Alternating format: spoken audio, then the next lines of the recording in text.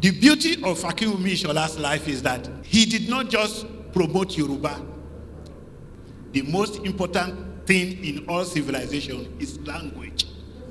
It is the language you speak that makes you different from the ape in the bush. If you didn't have a language, you won't be a human being. We'll be just animals.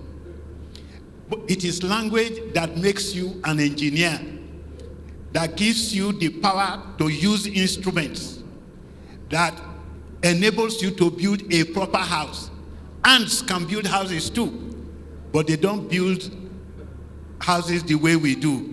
They build by instinct. We create.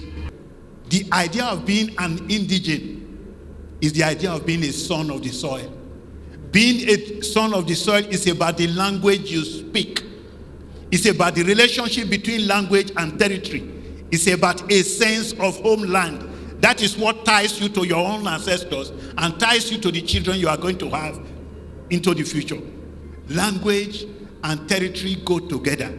The idea of homeland is what gives you the sense of nationality. If you don't have it, you have very little else to talk about. The English language is rich because it has had more conversations with other languages in the world than most other languages, which is why, to a certain extent, we were lucky that we became an English-speaking country. But what Akinwumi Isola proved, the best we have in our own English literature should also be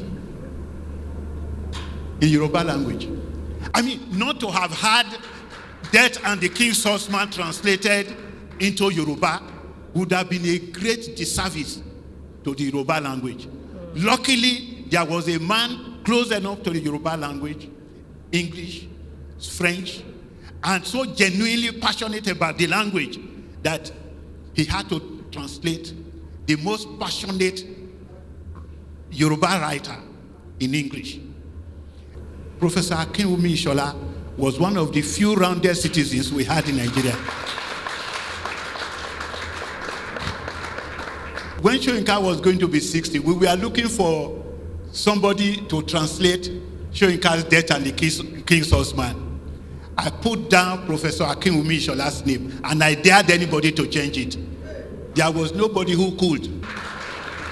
Because once his name was mentioned, it was clear that only he could do that job. The truth is that we disrespect our languages. If we were not such disrespecters of our own languages, by today, all of Soyinka's works will be in Yoruba. The great job that Akinwumi Isola has done for the rest of us is that he did not just translate one Soyinka book, he translated more. And the good thing about it is that he wrote in Yoruba a plenty, enough for us, for the rest of us, to know that he wasn't joking. He took life seriously, and he took the development of Yoruba language very seriously. It was Wale Ogunyemi who translated Things Fall Apart into Yoruba. Very many young people who have read Things Fall Apart in English ought also to have read Things Fall Apart in Yoruba. But our educational system is not much of an educational system. So we end with a situation where our best writers are literally begging to be part of the indigenous languages that we speak. I can tell you, when you hear a politician talking tomorrow about true federalism, ask them, what is the basis of their true federalism? If you don't have a language that is tied to a homeland, you have no basis for the pluralism that many people talk about as a basis for federalism.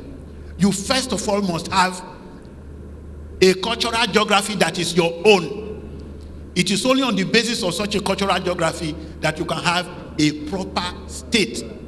Every Nigerian ethnic group or nationality ought to have that tie of language to homeland. Thank you.